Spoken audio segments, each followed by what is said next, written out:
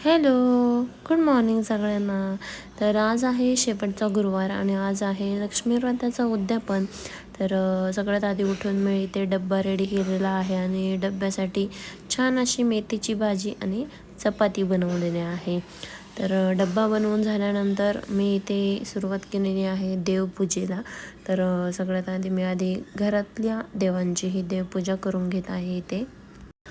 तर इथे जे तुम्हाला कुंकू दिसत आहे, तर हे कुंकू जे आहे ते केमिकल विरहित आहे आणि हे कुंकू जे आहे ते माझ्या मिस्टरांनी रामेश्वरमला जेव्हा ते गेले होते तर तिथून हे जे कुंकू आहे ते त्यांनी आणलेलं आहे. आणि आपलं जे कुंकू असतं ते थोडं लाल कलर असतो आणि त्यामध्ये केमिकल मिसळलेलं असतं आणि या कुंकवाचा कलर हा थोडासा मरून कलरमधून आहे.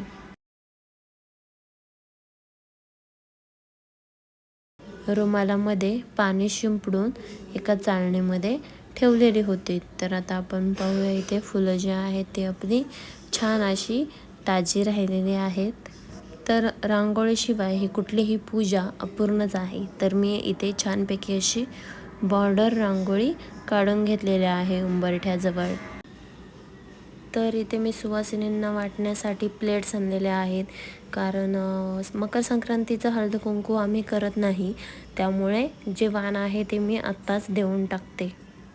तर इथे आता संध्याकाळचे 5 वाजलेले आहेत आणि मी भाजीसाठी वाटाणा, पनीर आणि 1 लिटर दूध घेऊन आलेले आहे, कारण आपल्याला या दुधाचं मसाला दूध बनवायचं आहे सुवासिनींना देण्यासाठी. तर सगळ्यात आधी स्वयंपाकाला लागण्याआधी इथे आपण आधी चहा पिऊन घेऊयात आणि नंतरच स्वयंपाकाला लागूयात. तर या सगळ्यांनी चहा प्यायला. तर हळदी कुंकवासाठी हा आहे माझा लूक आणि सर्व सुवासिनी येऊन गेलेल्या आहेत. हळदी कुंकू त्यांनी घेतलेला आहे. तर ही आहे माझी पूजा.